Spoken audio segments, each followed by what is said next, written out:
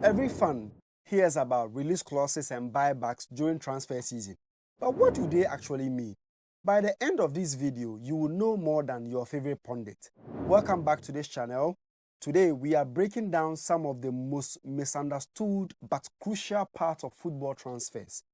The different types of clauses you often hear about, from release clauses to buybacks and even first refusal. We will explain what they mean, how they work, and give you some famous examples.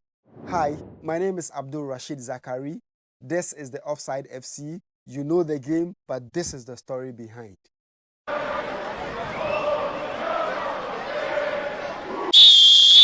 Let's kick off.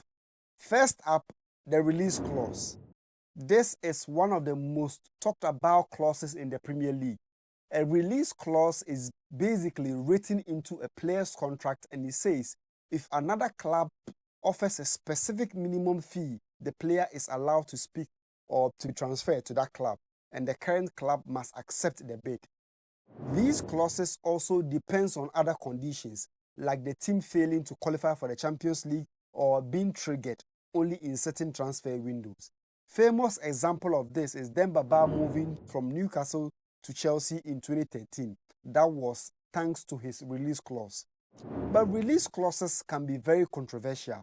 If the fee is set way too high, it might block the player from moving, which some argue is unfair.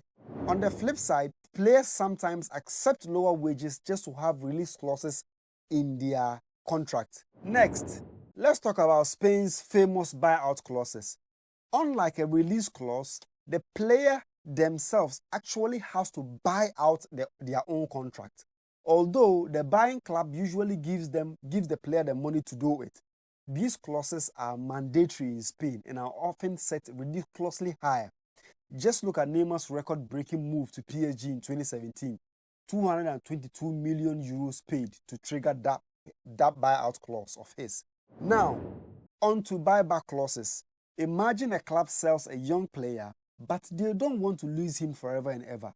So they include a clause allowing them to buy the player back later at a fixed price if he turns out to be a star. Real Madrid have used these a lot, buying back Alderweireld, Morata, and Casemiro after they impressed elsewhere. Even Liverpool added a buyback clause when they sold Jordan Ibe to Bournemouth. It's a win-win. The selling club gets the money now but keeps the future control of the player. The buying club gets a player they might not otherwise afford, and the player gets regular playing time. Finally, the first refusal clause. This one gives the original club the right of first refusal if the player is sold in the future. Basically, if the selling club agrees on a fee with another team, they have to give the original club the chance to match that offer. It's not automatic like buyback clause because the selling club can still decide not to sell at all, but it does give the original club some leverage if they want the player back. Things can get complicated though, like if a third club bids higher or offers better terms. Negotiations can get messy at times too. So there you have it. 4 key clauses you will hear about every transfer window. To recap, in release clause, a minimum fee lets the player leave the club. Buyout clause, players have to buy out their own contract deal. In buyback clause, selling club can re-sign the player at a fixed fee later. And then in first refusal, original club gets a chance to match any future offer of the player that they are selling today. Each of these has its own pros and cons for players, selling clubs, and buying clubs. If you found this video helpful, don't forget to like, subscribe, and hit the bell so you never miss a breakdown of the beautiful game. Which clause do you think gives the player the most power? Drop your thoughts in the comments below. Thanks for watching and see you next time. Bye-bye.